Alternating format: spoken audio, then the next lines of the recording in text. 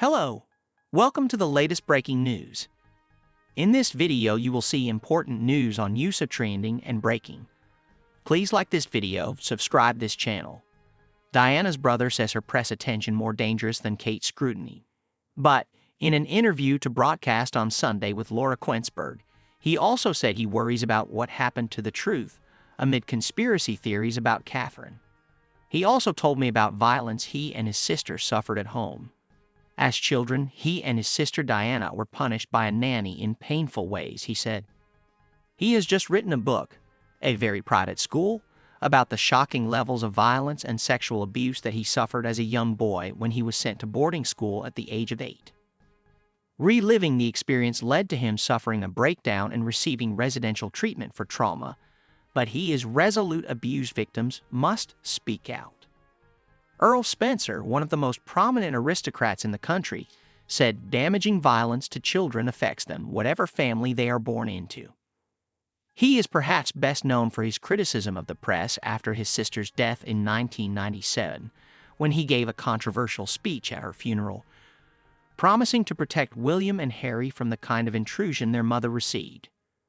The Earl is loath now to talk specifically about the pressures on his two nephews and the rift between them.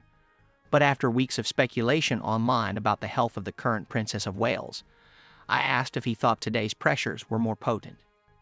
He told me the situation had been more risky for Diana, saying, "I think it was more dangerous back in the day."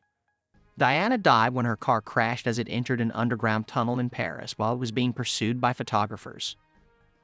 I think, if I look back to 97 and Diana's death, I think that was so shocking too. The circumstances of her death were so shocking that it did make the industry that supports the paparazzi really consider more carefully what it could and couldn't do, he said. Not because they had a moral judgment, but because it was unacceptable to the public. Looking back, Earl Spencer now thinks he used to take on the press, most famously through a powerful and eloquent eulogy at Diana's funeral, because he had an absolute hatred of injustice, influenced by his treatment at school. Following weeks of conspiracy theories about his nephew's wife, Catherine, he added, "I do worry about what happened to the truth." Earl Spencer, Diana's younger brother, told me at length about the regular beatings and grooming he says he experienced as a child at the hands of staff at Madewell School.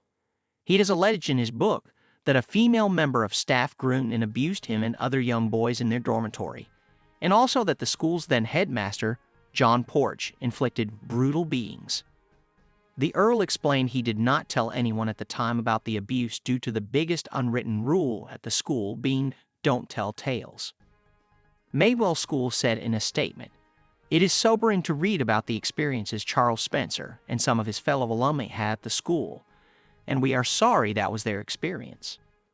It is difficult to read about practices which were, sadly, sometimes believed to be normal and acceptable at that time. Within education today, almost every facet of school life has evolved significantly since the 1970s. At the heart of the changes is the safeguarding of children and promotion of their welfare." Earl Spencer's childhood experiences have left him feeling strongly about children being sent to boarding school before they hit puberty. "I don't think it's fair," he said. "I would never send any of them, his children, away. I couldn't have done it to them." In our interview, Earl Spencer also revealed he and his sisters suffered violent punishments at home as young children. He said one of the nannies that looked after him and Diana, named in his book as Nanny Forster, used to crack our heads together if we were both found to have done something naughty, obviously without my father's knowledge, but it really hurt. "It wasn't a tap on the wrist," he said, "it was a cracking crunch, and I remember it still." Earl Spencer told me he doesn't blame his parents, who did their best, like 98% of parents do. But his treatment highlighted the disconnect between parents and children in some aristocratic families, he said.